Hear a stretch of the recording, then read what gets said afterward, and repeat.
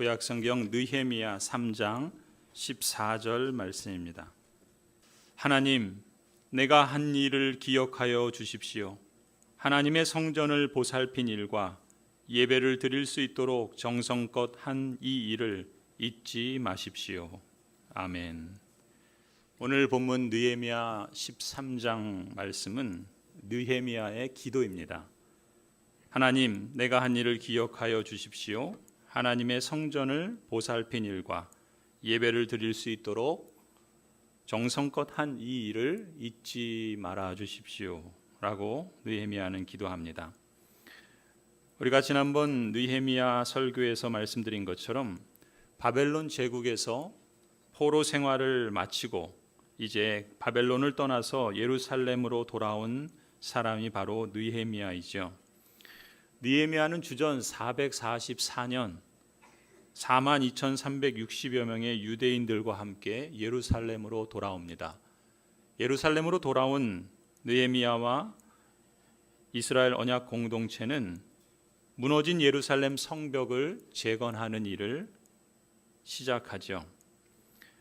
느헤미야 6장 15절을 보시면은 성벽 재건 공사는 여러 어려움들과 적들의 방해에도 불구하고 하나님의 선한 손의 도우심으로 불과 52일 만에 완공이 됩니다.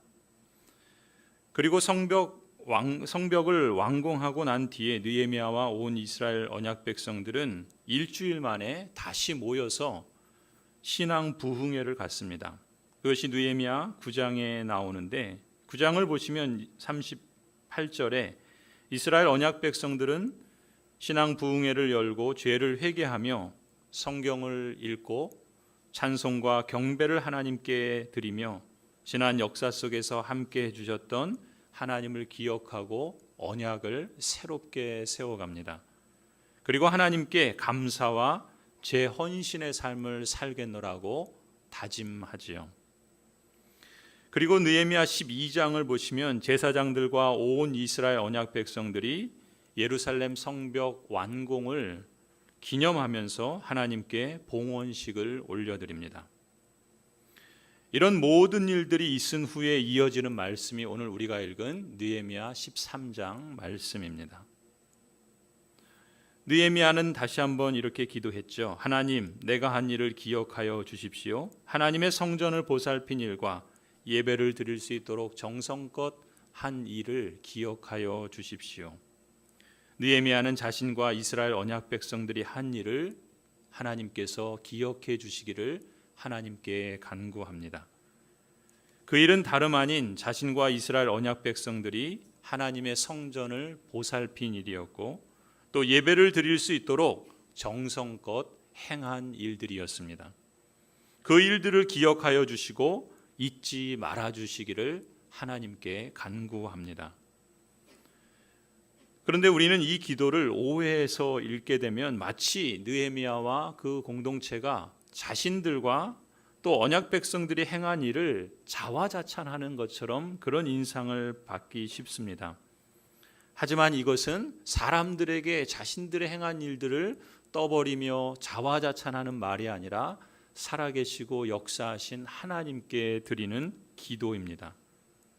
다시 말하면 이 모든 일들을 느헤미야와 이스라엘 백성들이 성실히 수행하고 완공하며 신앙 부흥 운동으로까지 이어지면서 언약을 새롭게 하고 재헌신함으로써 영육간의 하나님의 축복을 누리게 된 것은 전적으로 하나님의 성실하심과 하나님의 함께하심과 하나님의 인도하심 때문이었다는 고백이고 감사인 것입니다. 이스라엘의 하나님은 이제까지 여기까지 역사하신 그야말로 에베네셀의 하나님이신 것을 찬송하는 것이죠. 또한 지금도 언약 백성과 함께 하시는 임마누엘의 하나님이시라는 사실을 상기하면서 앞으로 언약 백성들과 그 자손들의 삶을 하나님께서 주관해 주시고 하나님의 나라와 그 생명과 평강의 길로 인도해 주시기를 간구하는 것입니다. 성도 여러분, 올해는 우리 교회 설립 50주년이 되는 특별한 해이죠. 오늘은 또한 이 예배당에서 마지막으로 우리가 예배를 드린다는 점에서 특별한 날이기도 합니다. 이 예배당에서 함께 예배하고 함께 찬송하고 함께 기도하고 함께 성찬식을 갖고 함께 임직식을 가졌던 시간들을 되돌아봅니다. 함께 교제하고 또 함께 식사하고 함께 웃으며 때로는 함께 울기도 하면서 함께 봉사도 하고 함께 선교도 하고 그렇게 지냈던 지난 시간들을 다시 한번 떠올려 봅니다. 그리고 지난주에는 우리가 마침내 새 예배당 재건축을 위해서 이사하는 그러한 날로 우리의 짐들을 나르며 함께 수고했죠. 여러분 그때 영상을 한번 잠깐 보시도록 하겠습니다.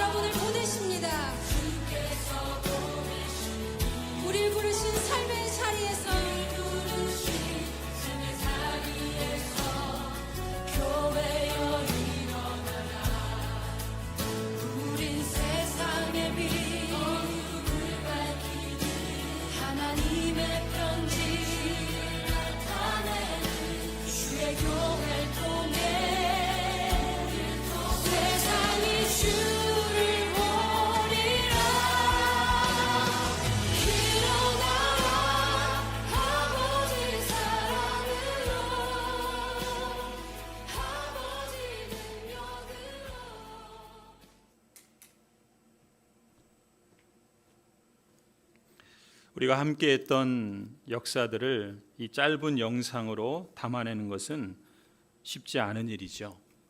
그러나 우리가 함께 했던 시간들, 짧게는 1년, 또 5년, 또 10년, 어떤 분들은 40년, 50년을 함께 한 분들이 있죠. 그 시간들을 되돌아보면은 참으로 오늘이 특별하지 않을 수 없습니다. 그리스도 안에서 함께 세워가는 그 놀라운 은혜, 그런 놀라운 역사들, 이 지난 역사를 뒤돌아보면 오늘 우리에게도 하나님은 참으로 에베네셀의 하나님이시다라는 사실을 부인하기 어렵습니다. 바로 여러분 자신이 그 증인이기 때문에 그렇습니다. 오늘이 또한 우리에게 특별한 이유는 우리 장로님 기도하신 것처럼 우리가 이것이 마지막이 아니라 머지않아 바로 이 자리에서 다시 함께 예배드리게 되기 때문입니다. 그리스도 안에서 함께 세운 새 성전에서 그리스도 안에서 하나님이 거하시는 성전으로서 여러분들이 다 함께 성전 완공을 감사하고 찬송과 경배로 하나님께 봉헌하는 날을 맞이하게 될 것이라는 그 소망 때문에 오늘이 또한 특별한 날이라 믿습니다. 느헤미야와 이스라엘 언약 백성의 공동체가 하나님을 찬송하고 예배했던 것처럼 그러한 하나님의 놀라운 은혜 역사들이 오늘 우리에게도 이어지고 있기 때문이죠. 하나님의 사랑을 받는 성도 여러분, 에베네셀의 하나님은 느헤미야와 이스라엘 언약 백성들에게 행하셨던 것처럼 지금 우리와 함께 하시는 임마누엘의 하나님이신 줄 믿습니다. 이제 우리는 이전에 가보지 않았던 길을 내딛습니다. 그 길을 주님과 함께 한 걸음 한 걸음 내딛게 됩니다. 지금 우리는 한 번도 살아본 적이 없는 미래의 시간을 향하여 다 함께 걸어가고 있습니다. 이 길은 어쩌면 쉽지 않을 수도 있습니다. 어쩌면 중간에 어떤 길이 우리에게 다가올지 알 수 없어서 어려움과 또 불안한 마음도 찾아올 수 있습니다. 하지만 길을 잘 아는 누군가가 우리의 삶을 인도해 준다면 절대로 우리는 길을 잃지 않을 것입니다. 하나님을 우리의 삶의 주인으로 모시고 우리가 따른다면 에베네셀의 하나님은 오늘 우리에게도 임마누엘의 하나님으로 우리의 길을 인도해 주실 것이고 우리에게 가야 할 목적지를 정확하게 인도해 주실 줄 믿습니다. 가장 복된 삶을 살아가는 비결은 다름 아닌 모든 일에 하나님을 인정하는 것이라 믿습니다. 우리에게는 신실하게 의지할 만한 분이 있습니다. 그분은 승리하신 유다의 사자요 임마누엘의 하나님이십니다. 그분은 우리를 굳게 붙들어 주실 유일하신 분입니다. 여러분, 우리는 약하다는 사실을 압니다. 우리는 깨어지기 쉬운 질그릇과 같은 그런 존재들입니다. 그렇기 때문에 우리가 붙들어야 할 것은 우리 자신이 아닙니다. 그리스도를 붙들어야 합니다. 비록 우리가 연약할지라도 우리와 함께 하시는 전능하신 하나님께서 임마누엘로 우리와 함께 하시고, 그래서 우리가 전능하신 하나님을 붙든다면 임마누엘의 하나님께서 우리를 붙들어 주실 것입니다. 혹시라도 힘들고 약하고 어려움 가운데 처할 때 가장 가까이에서 우리와 함께 하시는 주님만 의지한다면 우리의 손을 열린 하늘을 향해서 뻗어 내민다면 기꺼이 주님께서는 우리를 이끌어 주실 줄 믿습니다. 주님께서 우리와 함께 하시는 것을 깊이 경험하며 사는 동안 우리의 삶은 결코 연약해지지 않을 것입니다. 모든 것을 능히 이기게 하실 줄 믿습니다. 성도 여러분, 임마누엘의 하나님은 또한 앞으로 우리에게 여호와 이레의 하나님이신 줄도 믿습니다. 지금 우리와 함께 하시는 하나님께서 앞으로 우리의 길을 주관하시고 우리의 여정을 인도하시며 하나님께서 친히 예비해 주실 줄 믿습니다. 여호와 이레의 하나님께서 행하실 새 일을 생각하면 벅찬 기대에 사로잡히게 됩니다. 물론 그 완성된 미래와 오늘의 현실은 상당한 격차가 있고 거리가 있는 것이 분명합니다. 그렇기 때문에 우리는 무엇보다 그리스도에게 연결되어야 하고 또한 우리가 서로 연결되어야 합니다. 그래서 우리는 하나님께 기도하는 것이죠. 금식하며 기도하고 릴레이로 기도하고 예배당에서 기도하고 집에서 기도하고 또 수시로 무시로 하나님께 기도합니다. 그리고 우리의 기도의 대상이 우리에게는 분명히 할 줄로 믿습니다. 우리의 기도가 깊어지면 깊어질수록 우리의 기도의 대상이 분명하면 분명할수록 확실한 것은 우리가 하나님께 더 가까워지게 될 것이라는 사실입니다. 대개 처음에는 기도를 수단으로 생각하지요. 내가 원하는 목적을 이루기 위해서 기도하기 마련입니다. 그런데 기도가 깊어지면은 기도를 통해서 하나님께 집중하게 될 것입니다. 문제가 해결되는 것보다 중요한 것은 문제로 인해서 하나님께 가까이 나아가는 것입니다. 기도를 통해서 우리는 더욱 하나님을 알아가는 것이죠. 상황을 뛰어넘어서 역사하시는 하나님을 의지하고 기도할 때 모든 문제가 당장에 해결되는 것이 아니라 할지라도 우리는 임마누엘의 하나님을 신뢰하며 하나님 안에서 평안을 찾을 수 있으리라 믿습니다. 기도의 핵심이 바로 이것이죠. 하나님께로부터 무엇을 얻는 것이 전부가 아니라 하나님 그분을 얻는 것이 우리 기도의 목표이고 핵심입니다. 그리고 오늘 마주한 현실과 완성된 미래 사이를 지나는 동안 우리는 서로 연결하고 다 함께 협력하며 사랑 안에서 인내하고 기다려야 할 줄로 믿습니다. 이처럼 하나님을 신뢰하고 인내하는 것이 참된 믿음이라 믿습니다. 믿음이 있으면 인내할 수 있죠.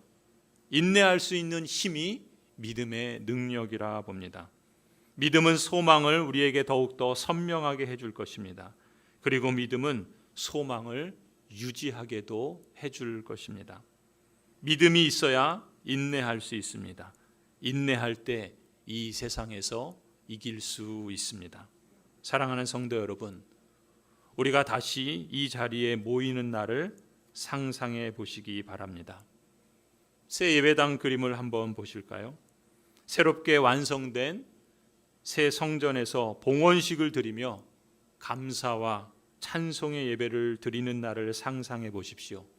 그날에 오늘 느헤미야의 기도처럼 우리 또한 이 기도문을 하나님께 올려드릴 수 있으리라고 믿습니다.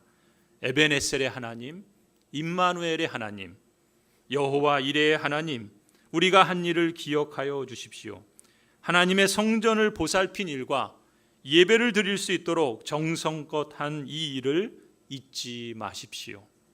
그날에 우리 모두는 이 모든 일들이 전적으로 하나님의 도우심과 인도하심과 축복하심의 결과임을 고백하고 찬송하게 될 줄로 믿습니다. 오늘부터 그날까지 평강의 하나님께서 여러분과 우리 자손들에게 때마다 일마다 평강 주시기를 간절히 축원합니다. 기도하시겠습니다.